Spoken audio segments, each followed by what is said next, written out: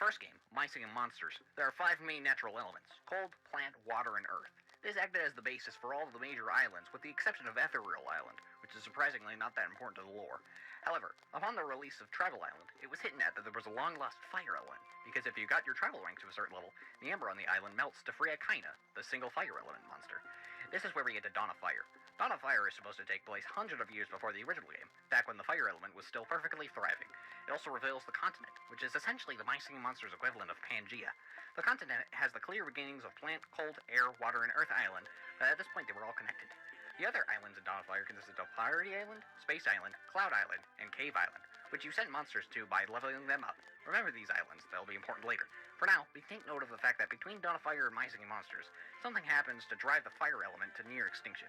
We know that the continent at some point splits, and given how there is no actual fire-centric part of it, it can be assumed that without a natural island to call home, the fire element was unable to survive.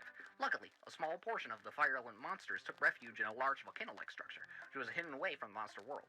It apparently was nearby Tribal Island, though, as we see monsters dig a tunnel into the volcano in order to discover it, and it would explain kinda being locked in amber outside there.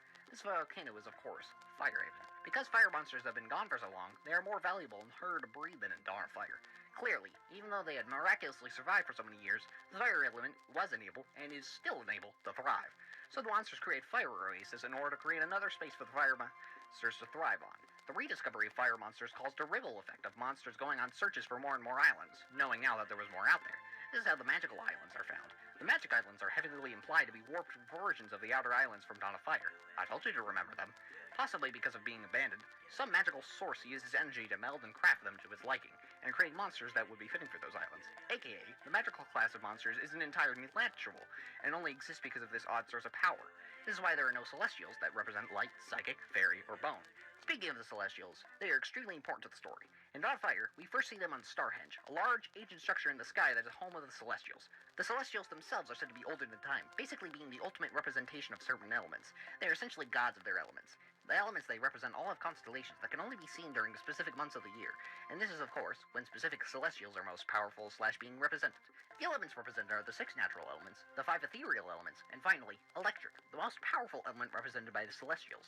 Galvana, the actual electric Celestial, follows this line of logic of electricity being powerful, and is the de facto leader of the Celestials. She is also the only one to not appear with significant age, still looking very young despite living just as long as her peers. Further evidence that Galvana is by far the most powerful is that Wubbox, the main electric monster, is said to have been created by Galvana, meaning prior to creating Wubbox, Galvana may have been the only electric monster, being so much more powerful than any monster before it. Even the Wublins, the only other electric monsters, were created by the Wubbox. Given how both Wubbox and the Wublins were artificially created, and both need other monsters' life energy in order to become alive, it can be concluded that the electric element has no natural monsters, hence being supernatural. Everything for the Celestials seemed to be going good, and Starhenge is implied to have been operating perfectly fine during the events of Mycelium Monsters, up until Starhenge crashed. It is unknown the full reason for crashing, but it's likely that due to the dwindling power of the fire element, Starhenge could not function properly anymore, and so it crashed. When it crashed, the Celestials turned to stone, and for all intents and purposes, they had died. However, by putting the essences of monsters into them via eggs, they can be revived, or rather, reborn. When you free a Celestial in the game, it turns into a baby of itself, showing that instead of just going back to normal, the Celestials have been reincarnated into these new forms, and finally, after millions of years in their old forms, they are finally young again. It's worth noting that there's a difference between how Celestials are revived and how Wublins come to life. While they both require eggs to cause them to come to life from statues, the Wublins are likely just using the life energy or souls of the monsters in order to be alive in the first place. Remember, they are just statues Wubbox made, so he had to find some way to make them alive. Celestials, on the other hand, are heavily implied to have died in their stone states, and they require eggs from monsters related to their element.